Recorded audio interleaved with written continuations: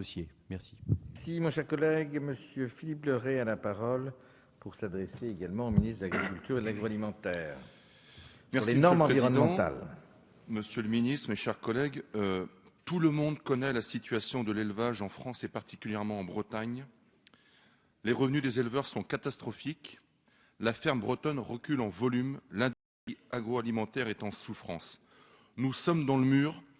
C'est le couloir de la mort de l'élevage. Je dis bien, c'est le couloir de la mort de l'élevage. L'heure n'est plus aux discours et aux déclarations de bonnes intentions. Des mesures draconiennes sont à prendre en urgence. Je connais parfaitement le milieu de l'élevage et ses attentes. C'est pourquoi je vous demande avec force et conviction les mesures suivantes, non coûteuses pour l'État, en s'appuyant sur 2 leviers. Premièrement, améliorer le prix de vente, évidemment, en imposant à la distribution une traçabilité sur les prix et en exigeant une répercussion du coût des matières premières et environnementaux. Il vous faut aussi renégocier les aides européennes à l'exportation. Deuxièmement, et pour moi c'est le plus important, il me paraît vital d'établir un plan de survie s'appuyant sur la baisse des coûts pour l'élevage. Pour cela, je vous propose d'élaborer un plan national de production de protéines végétales à destination de la production animale en réorientant massivement les aides PAC vers cette ressource première. Je vous suggère de réétudier les normes environnementales bâtiments et de renégocier un report de la mise aux normes bien-être.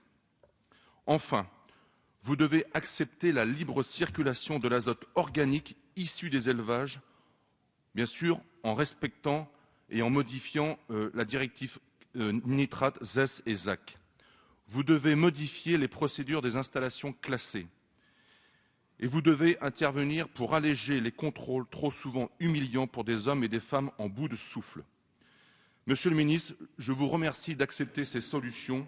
Ces choix politiques sont non coûteux pour l'État, je le répète, mais sont indispensables pour sauver l'élevage. Je vous prie de redonner confiance aux éleveurs. Je suis prêt à vous aider. Merci pour cette excellente question, mon cher collègue. Monsieur le ministre, vous avez la parole. Monsieur le Président, qui a noté, oui, avec intérêt, bien entendu, cette question. Vous avez évoqué la situation de l'élevage et je partage avec vous, j'irai dès la fin des questions devant les éleveurs laitiers à Nantes. Donc on a plusieurs sujets sur la table et vous les avez évoqués. Le premier, c'est les relations contractuelles et commerciales, la LME, et la question entre grande distribution et transformation et production. On a là des efforts à faire pour faire prendre en compte dans les discussions ce que vous avez évoqué, c'est-à-dire le coût de la production, qui aujourd'hui n'est pas intégré même dans la LMA. Donc le changement qu'on va opérer par rapport à ce qui a été voté, ça va être justement d'intégrer dans ces éléments de prise en compte contractuelle les questions des coûts de production, c'est la question alimentaire. Vous avez évoqué, et ça c'est intéressant, la question des protéines végétales, c'est-à-dire la capacité qu'on aurait à offrir aux exploitations une meilleure autonomie, ce qui les rendrait moins dépendantes, par définition, des protéines végétales sur le marché européen, mondial. Tout à fait d'accord. Enjeu majeur, qui pose un certain nombre de questions. Et dans les prochaines semaines, prochains jours, même assez rapidement, il y aura des propositions sur la table dans ce sens.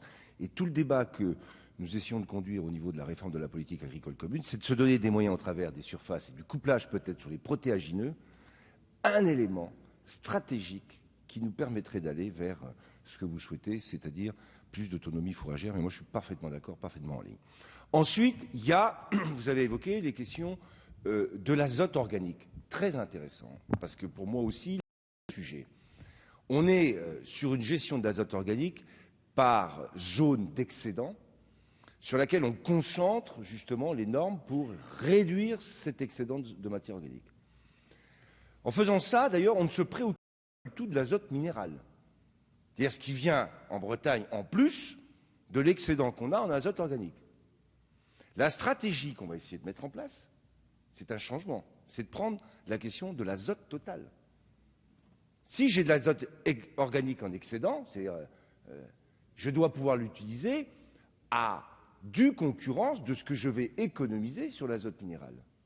C'est comme ça qu'on peut, à ce moment-là, permettre à l'azote organique de ne pas être uniquement mesuré sur les zones où il est en excédent, mais de pouvoir utiliser cet excédent pour être utilisé de manière plus large, à la condition qu'on soit clair entre nous, c'est qu'on vise l'azote total à ce moment-là. Et donc on diminue le recours à l'azote minéral. C'est bien l'enjeu. Et ça sera à coupler avec la question de la méthanisation.